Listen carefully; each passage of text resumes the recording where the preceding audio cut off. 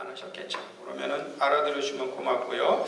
자, 우리 누가복음 9장 57절에서 62절 말씀인데, 여러분 오늘 그냥 성경을 보면서 잘 따라가 봅시다. 지금 예수님께서 길을 가실 때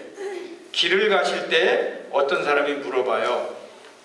그런데 많은 경우 예수님께서 길을 가면서 설교하십니다. 길을 가시다가 일이 일어나요. 그럼 우리가 볼 때는 왜 이렇게 주로 예수님은 길에서 설명하시는가 이런 생각이 들지만, 실제로 예수님은 태어나서 계속 사람들에게 복음을 전하는, 치료하고 가르치고 복음을 전하는 장소가 어디였냐면 길이었어요. 대부분이 언더웨이예요. 그래서 실제로 우리는 길을 지나 교회당에 왔지만, 그래서 교회당에서 예배를 드리지만 예수님의 예배 장소, 목회 장소, 가르치는 장소는 다 언더웨이, 길이었어요. 그렇기 때문에 예수님이 사역의 장이었단 말이죠. 그러면서도 또 한 가지 길이 가지고 있는 의미는 계속 언더웨이라는 말은 계속 진행하고 있는 거예요. 멈추지 않고 계속 가는 거죠. 우리가 교회 생활하고 인생을 사는 거 다 언더웨이잖아요. 거기서 배우는 거예요. 이게 리얼 티칭이에요. 정말 우리에게 삶으로 가르치는 거죠. 그래서 가르침의 장소가, 질문받고 답하는 장소가 길이고, 계속 가는 길이고, 삶의 장소인 거죠. 여러분, 저희가 복음을 듣는 장소가 어디냐면, 오늘날에는 이렇게 예배당이 있어요. 그러나 예배당에서는 예배드리고 설교를 듣지만 실제로 복음을 듣고 생활화하는 데는 어디냐면 우리가 사는 그 길이나 일하는 곳이나 가정이에요. 그런 면에서 길 가실 때 말씀 듣는 거는 중요한 얘기입니다. 오늘 말씀도 여러분, 삶의 장소에서 예수님을 만나서 말씀을 듣는다는 믿음으로 말씀을 들으시기를 축원합니다. 다 같이 아멘. 우리 청년들하고 어른들 아멘 소리를 좀 크게 하는 연습을 올해부터 좀 할 거예요. 이 아멘 잘하면 은혜를 받더라고. 자, 청년들만 한번 아멘 해보세요. 시작. 아멘. 네, 이 정도니까 한 번만 더 해줄게요. 아멘. 다시 한번 다시 한번 시작. 아멘. 그렇지. 우리 어른들도 다 같이 시작. 아멘. 그렇지. 이제 아멘 하는 게 처음에는 쑥스러울 수도 있어요. 그런데 이렇게 아멘 해주면 참 좋아요. 그렇게 되길 원합니다, 그 뜻이거든.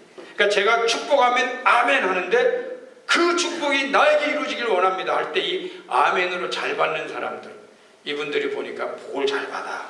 그래서 아멘 하고 받는 거예요. 너무 크게 하면은 쑥스러울 땐 속으로라도 아멘 아멘 하면서 말씀을 듣는 겁니다. 자, 그런데 예수께서 어느 사람에게 이제 주를 따르리다 그 사람에게 답변을 뭐라고 그러시냐면, 여우도 굴이 있고 공중에 새도 집이 있는데 인자는, 예수님은 머리 둘 곳이 없도다 그러셨어요. 우선 이 사람은 왜 예수님 따른다고 했을까? 제가 볼 때는요, 실제로 예수님 옛날에 굉장히 인기맨이었어요. 말씀 좋지요. 티칭이 다른 사람들이 놀랄 만한 권위가 있었어요. 그리고 그 가르침의 지혜가, 그 지혜 그 자체가 살아있는 것 같았어요. 그리고 예수님이 치유사역을 하셨어요. 그러니까 예수님은 너무 멋있는 거예요. 사실은 어떻게 보기에? 겉보기에. 그러니까 이 사람이 저 예수님 따르겠습니다 이렇게 말할 수 있어요. 실제로 우리가 이게 뭐가 되기를 원하는 사람들에게 물어보면요, 대부분이 너무 멋있게 보인 장면을 사모하면서, 어떤 사람은 무비스타가 되고 싶어. 옛날에 그 본 영화가 너무너무 멋있고 그 주인공 내가 되고 싶다. 또 어떤 사람은 스포츠맨.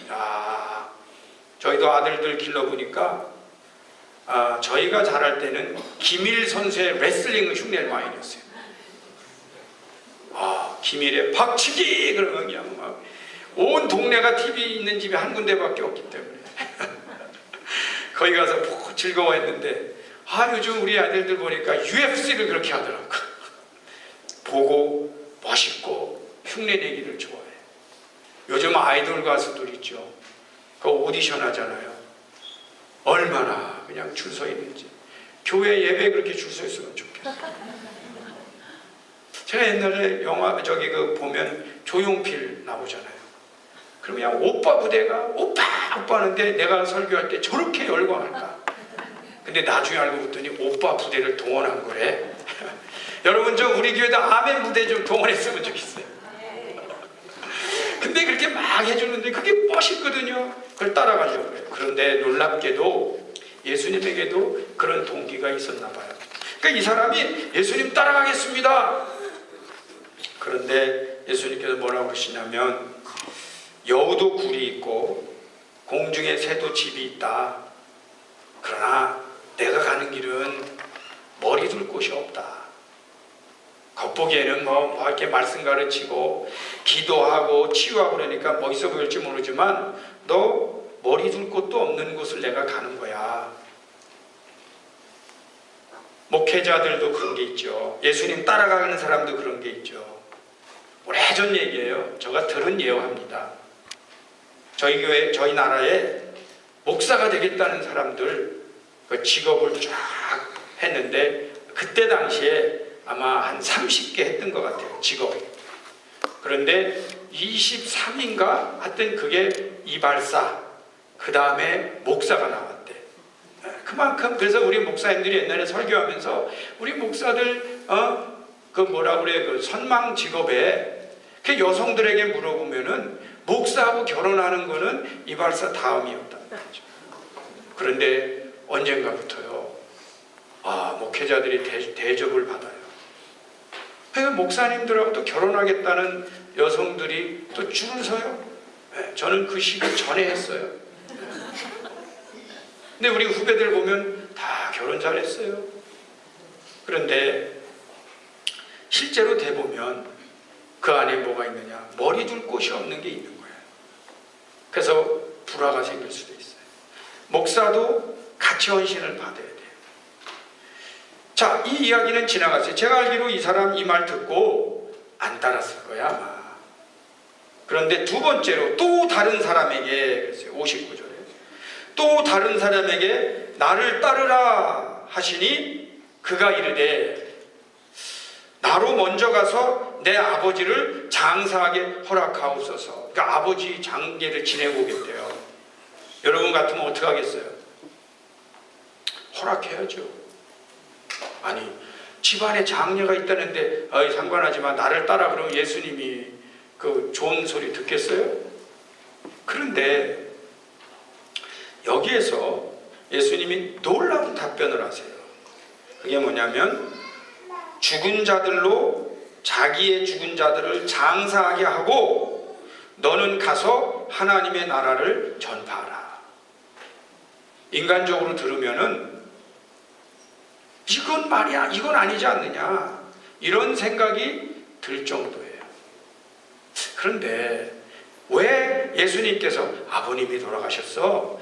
그럼 장례를 지내야지 이렇게 하지 않고 죽은 자들로 자기의 죽은 자들을 장사하게 하고 이렇게 표현하셨을까? 실제로요 여기에는 두 가지가 있어요. 하나는 당시에는 결혼했거나 이 군대 징집할 때도 있죠. 약혼한 사람들은 징집을 안 했습니다. 율법적으로. 그리고 바로 집을 산 사람도 징집을 안 했어요. 그리고 집안에 이렇게 장례가 있을 때도 징집하지 않았어요. 이건 뭐냐? 율법을 지키는 거예요. 근데 예수님께서는 뭐를 보셨냐면 율법을 지킨다는 명목으로 실제로 할 일을 하지 않는 것에 대한 핵심적인 말씀을 하신 거예요. 그리고 두 번째가 뭐냐? 당시에 많은 사람들은 과거에 붙잡혀 사는 거예요. 그러니까 죽은 자들은 죽은 자들로 장례를 지내야 되는데 문제가 어떻게 변했냐면 산 사람들이 죽은 자들의 장례 지낸다는 목표로 사한 일을 하지 않아도 되는 것이 합리화되는 사회를 예수님께서 지적하신 거예요. 사실은요, 예수님의 말씀을 들어보면 들을 때마다 놀랍니다. 예언자가 아니면, 하나님의 아들이 아니면 이렇게 말씀드릴 수 있는 사람은 많지 않아요. 그런데 죽은 자들의 문제는 죽은 자가 해결하게 하라. 저는 어느 나라를 가도 죽은 자가 통치하는 나라는 결코 성공할 수 없습니다. 죽은 자가 통치해요? 맞아요.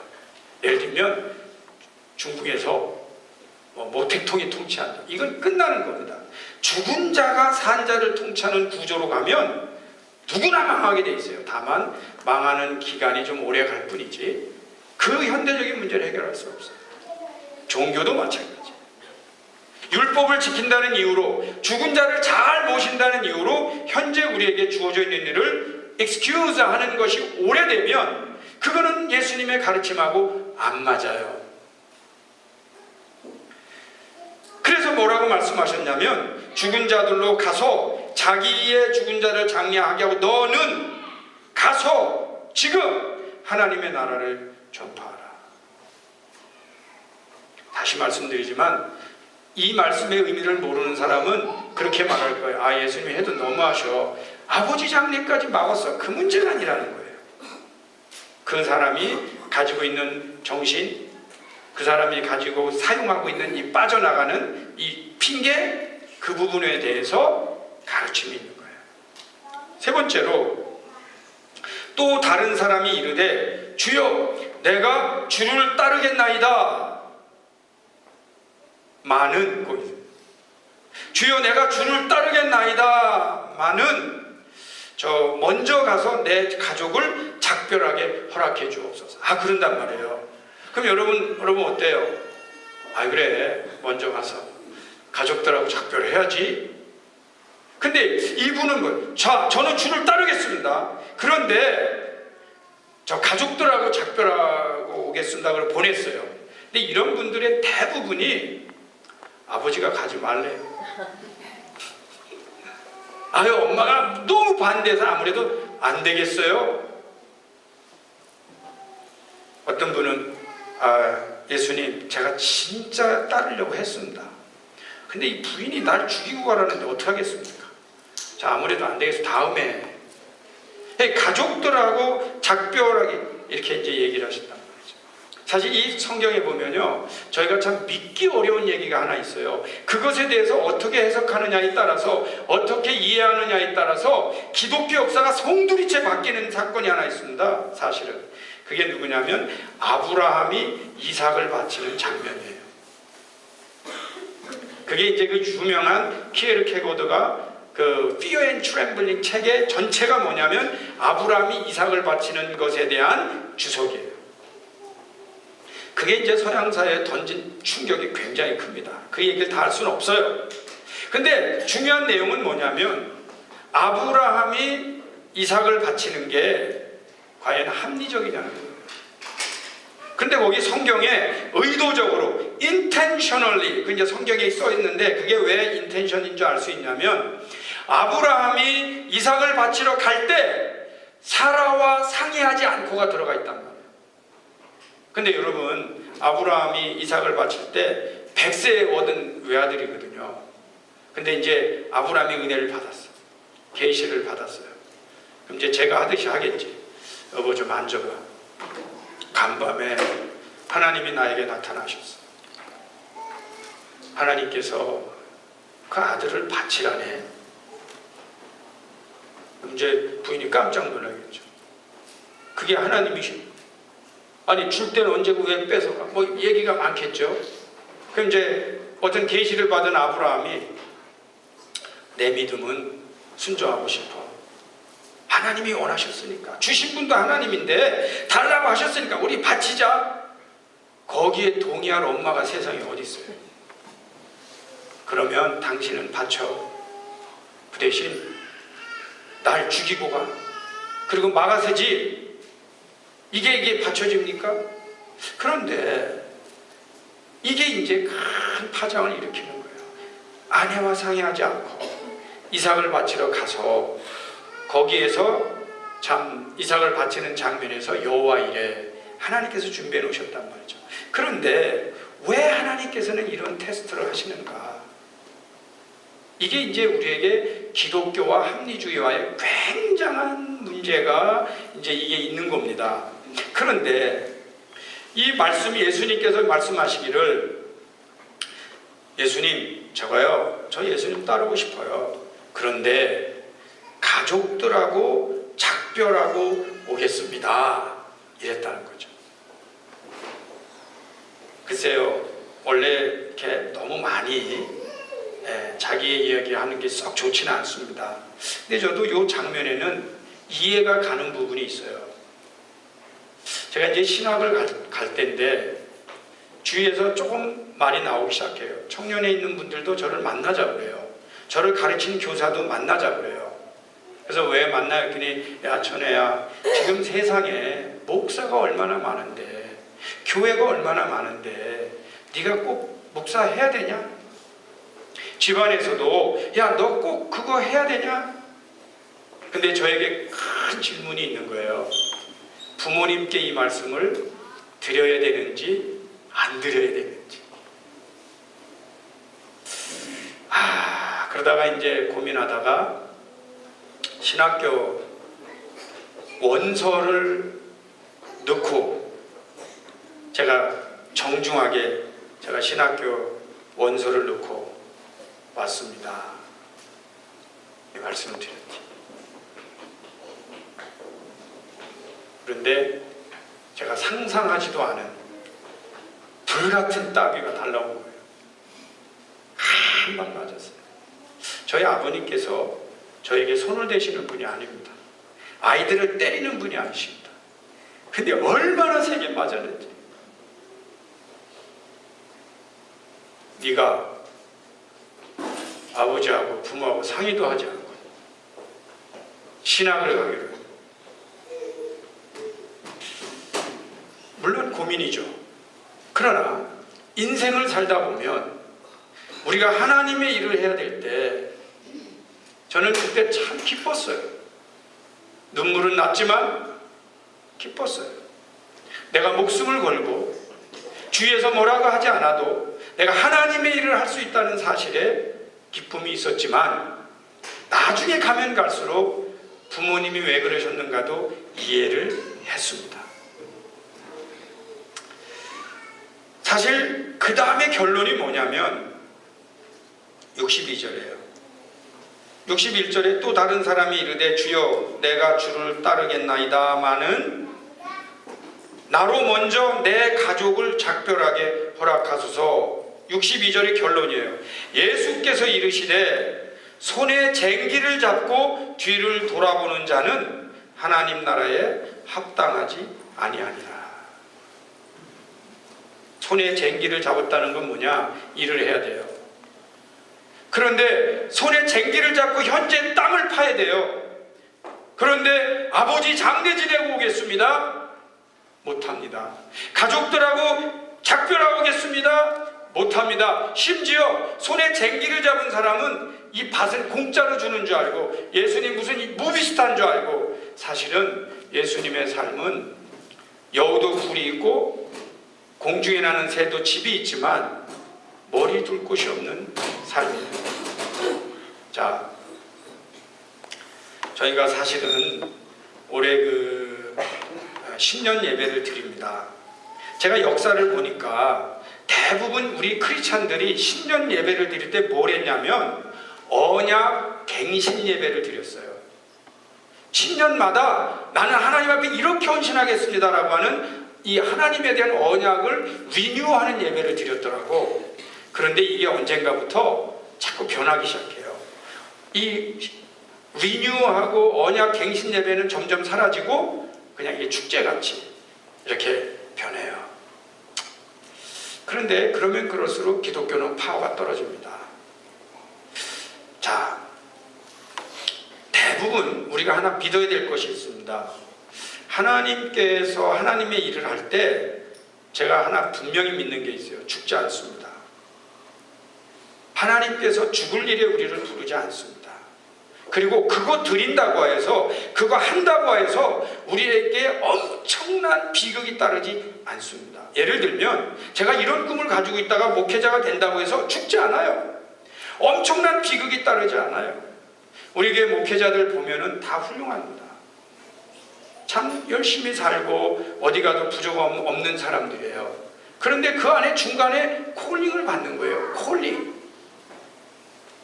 그랬을 때 그 결단하는데 죽지 않아요. 요즘 제 안에 저하고 가끔 연락하는 외국인 하나 있어요. 에반스라. 그 친구는 다리를 하나, 저는 미국 사람이에요. 근데 제가 밴쿠버에서 만났어요. 그런데 그 사람이 컴퓨터 전공이에요. 근데 컴퓨터 회사를 다니면서 신학을 공부하면서 목회할 수 있는 자리를 찾았는데 우리 교회로 오게 됐어요. 이 사람은 처음으로 한국 교회로 온 거예요. 근데 다리를 절어요. 근데 이 약한 힘이 있는데 하루는 병원에 입원한 거예요. 근데 여러분, 외국 사람들하고 한국 사람하고 다른 게 뭐냐면, 병원에 입원했다 그러면은 한국 분들은 부지런히 찾아갑니다. 그래서 퇴원을 했어요. 집으로 갔어요. 근데 우리가 청년들하고 몰려가 갖고 통성기도 해주면서 이 사람은 치유를 해서 기도해 줬는데, 이 사람이 여기에 감동을 먹은 거예요. 자기가 하나님하고 결단했지만 외로움이 있었는데, 이 코리안 철치에 왔는데 막 자기를 붙들고 눈물로 기도해 주는 교회가 어디 있어요. 그래갖고 완전히 너무나 한국 교회를 좋아하고 저를 좋아하게 됐어요. 그 사람 나중에는 제가 여기 베델교회에 있을 때 목회를 이렇게 하는데 수요일날 컴컴해. 그래서 조명이 같이 밝지 않은데 한 사람이 들어와서 뒤에서 보니까 그 친구야.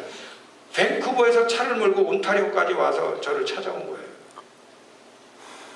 그게 지금 오타와 지역에 있어요. 근데 그 사람이 고민을 얘기하는데 결국 뭐냐면, 사실 제가 회사도 가봤습니다. 회사가 자기가 한 12만 불 받는 짭이에요. 교회요 2만 불 받아요. 근데 그거 그만두고 저희 교회로 온 거예요. 이걸 뭐라고 그래요? 이거 헌신이라고 그래요. 근데 지금 그분 결혼하고요 행복하게 삽니다. 이해할 수 없는 신비가 그 안에 있죠. 제가 그 회사 직접 가봤어요. 여러분 죄송하지만 제가 분명히 말씀드립니다. 나보고 그래요. 목사님, 한국말 배워서 딕셔너리로. 목사님, 제가 한 7, 8명 봤어. 7명 중에 5명이 들어 그래요.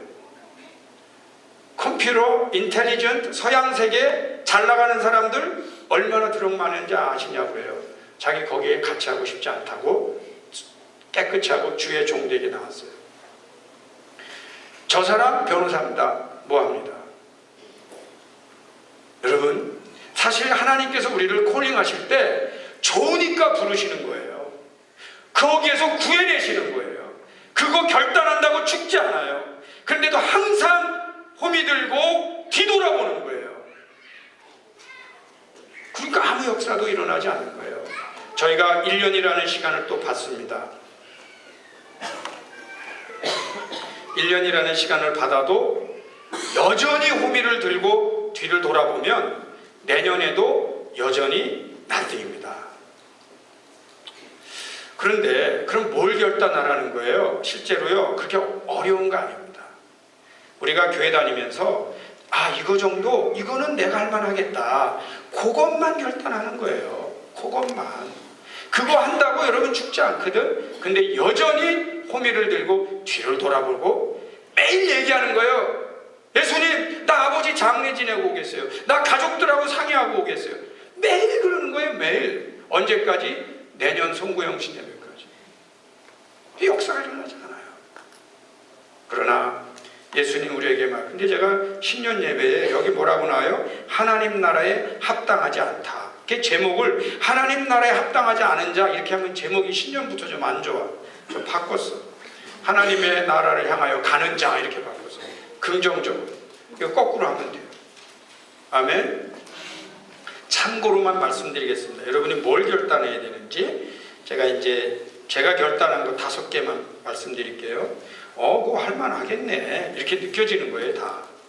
첫째가 뭐냐, 저희 교회에서 저희 교회에서 올해 6월에 개척을 합니다.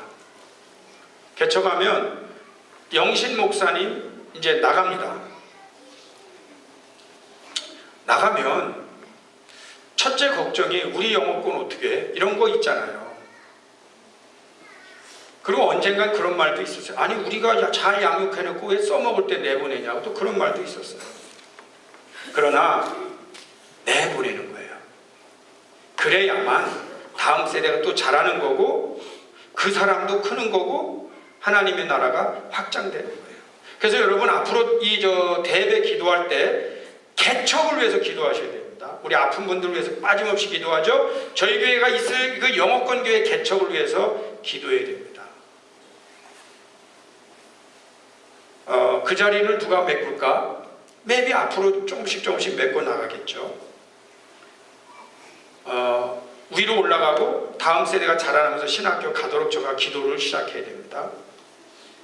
그러나 결단을 해야 돼요. 오늘 우리 여기 찬양한 분 가운데 우리 양진건 목사님만 해도 어제 내가 깜짝 놀랐어요. 40세 이상은 여기 앉고 40세 이하는 여기 앉고 세배했거든. 근데 양진건 목사 부부가 40세 이상이 앉는 거야. 내가 그래서 아이디 검사하라고 했잖아.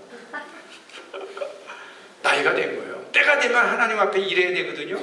언제까지 부교육자로 있겠어요? 때가 되면 또 나가야 돼. 그래야 또 다음 세대가 지나서 하는데 그 다음에 대신 목사 있어. 그 사람도 나가야 돼.